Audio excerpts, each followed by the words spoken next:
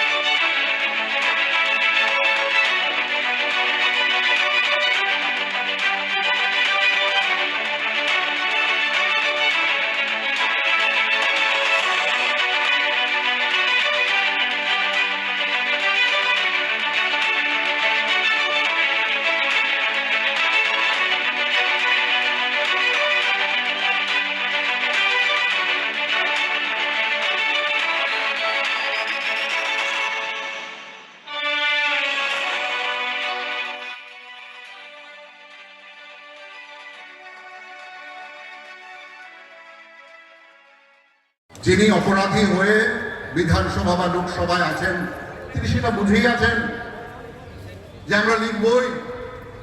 আপনি অন্যায় করলে আপনি আমার মাসতুতো ভাই নন যে আমরা তা চেপে যাব। কেন চেপে যাব? আর আপনার যদি কোনো অভিযোগ থাকে সেটা আমাদের বিরুদ্ধে জানাবেন। ফলে মাননীয় মুখ্যমন্ত্রীর কাছে আমরা চাইব আপনি সারা রাজ্যের সমস্ত সাংবাদিকদের নিরাপত্তা প্রদান করুন। নির্দিষ্ট আইন নিচে বসবাসকারী সাংবাদিকদের নিজ নিজ কর্মস্থলের নিকটবর্তী শহরে নির্দিষ্ট জমি দিতে হবে বিনামূল্যে। দিন রাত্র কাজ করছেন যারা, আমরা সেই সমস্ত নেতা, সেই সমস্ত একটু সহানুভূতিশীল হন, তাদেরকে একটু জমি দিতে হবে। সাংবাদিক কল্যাণ তহবিলে 50 লক্ষ টাকা বরাদ্দ করতে হবে। এর থেকে মেডিকেল এবং সাংবাদিকদের বিভিন্ন অসুবিধা তাদের হাতে যেন কিছু অর্থ তুলে দেওয়া যায়, দুরারোগ্য ব্যাধিতে যাতে আমরা তাদের পাশে দাঁড়াতে পারি সেটা করতে হবে। স্বীকৃত সংবাদ মাধ্যম সমূহের সংবাদ ভবনে 50% বিদ্যুতে ছাড় দিতে হবে।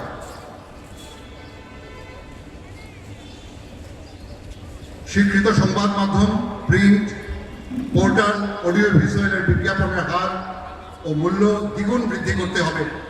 প্রাইস ইন্ডেক্স অনুযায়ী দীর্ঘদিন ধরে সুবলদা বলেছেন ডিটেলস মূল্য বৃদ্ধি হয়নি, সেই মূল্য বৃদ্ধি করতে হবে।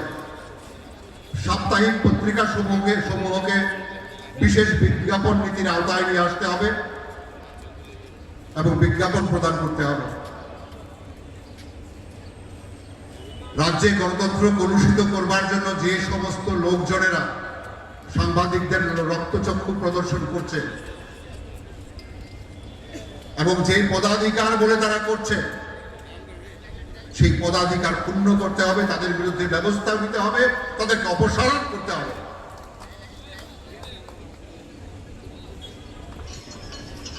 বিভিন্ন অসামাজিক এবং অপরাধমূলক কাজে অভিযুক্ত শাসক দলের 2 বিধায়ক শ্রী রামপ্রসাদ পাল ও শ্রী রঞ্জিত দেববর্মা কমাস ধরে সাংবিধানিক ক্ষমতার জোরে নিজেদের কদর্য অধিক ধামাচাপা দিতে বরিষ্ঠ সাংবাদিক ও সম্পাদকের উপর যে অনৈতিক প্রশাসনিক চাপ সৃষ্টি করে সংবাদ মাধ্যম সরকারকে বেকায়দায় ফেলার চেষ্টা করছে, তাদের বিরুদ্ধে ব্যবস্থা নিতে হবে।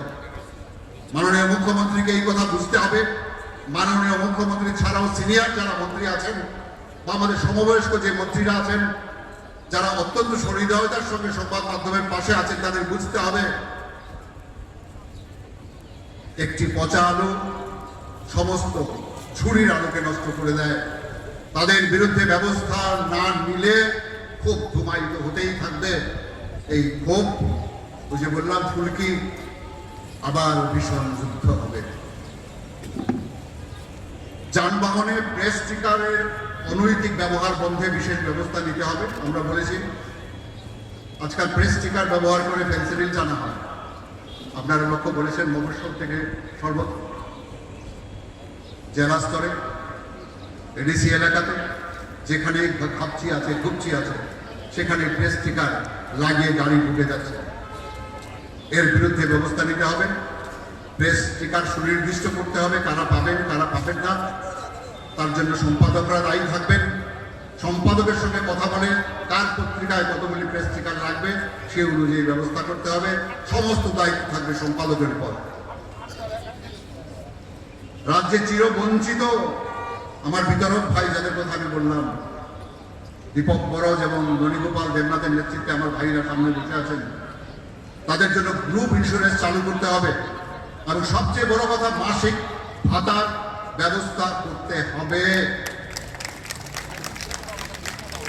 আর কেউ না পাক সংবাদ বিতরকদের মাসিক ভাতা দিতেই হবে। এই দাবিতে আমরা অনড় থাকব। এই কয়েকটা দাবি নিয়ে আমরা এই মাত্র মাননীয় মুখ্যমন্ত্রীর সঙ্গে দেখা করব। তারপর আগামী দিন রাজ্যপাল মহোদয়ের সঙ্গে দেখা করব।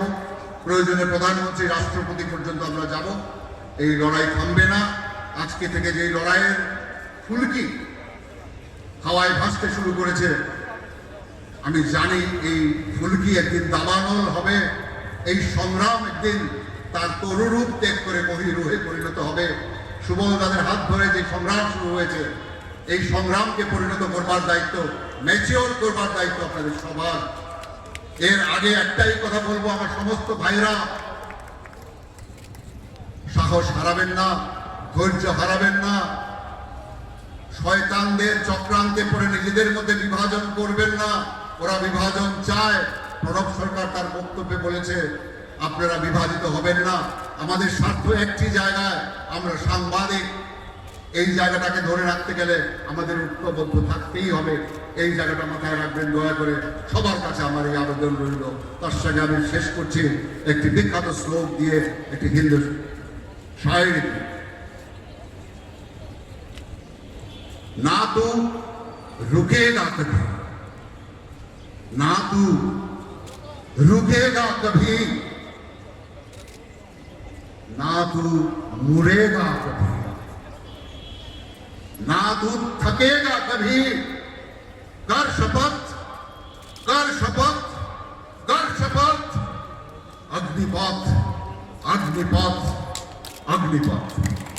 আবারও সরকারের কাছে দাবি জানাবো সাংবাদিকদের নিশ্চিত নিরাপত্তা এবং পাশাপাশি তাদের মাথা গোঁজার একটা ঠাঁই করে দেওয়ার জন্য প্রতিটা শহরে সাংবাদিকরা যেখানে কাজ করছেন সেখানেই তাকে একখণ্ড করে জায়গা দেওয়ার জন্য বিনামূল্যে যাতে তারা সেখানে রদ করতে পারে। এটা শুধু ত্রিপুরা রাজ্যে নয়, ভারতবর্ষের সমস্ত রাজ্যে সাংবাদিকদের জন্য এই ওয়েলফেয়ার কাজটা রয়েছে এবং করাও আছে। শুধু ইন্ডিয়া কেন, ইন্ডিয়ার বাইরে অন্যান্য দেশেও আছে।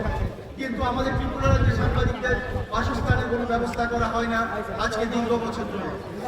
আমরা সরকারের কাছে আবারও দাবি জানাবো সাংবাদিকদের বাসস্থানের ব্যবস্থা করে দিতে।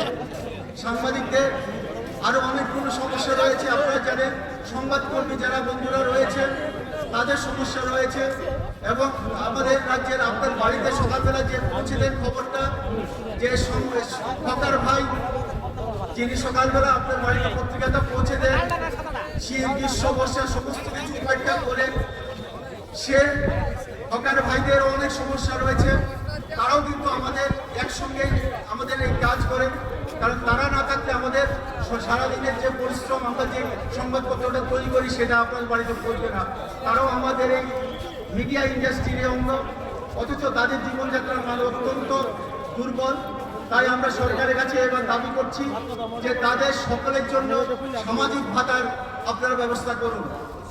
আপনারা বিভিন্নভাবে সমাজের দুর্বলতর অংশের মানুষের জন্য সোশ্যাল ওয়েলফেয়ার ডিপার্টমেন্ট থেকে মাসিক সামাজিক ভাতার ব্যবস্থা করে থাকেন।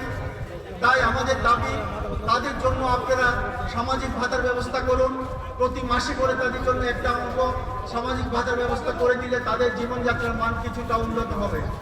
পাশাপাশি তাদের জন্য গ্রুপ ইন্স্যুরেন্স এবং স্বাস্থ্য পরিষেবা ফ্যাসিলিটিসগুলো সম্প্রসারিত করা আমাদের অন্যতম দাবি। সেটা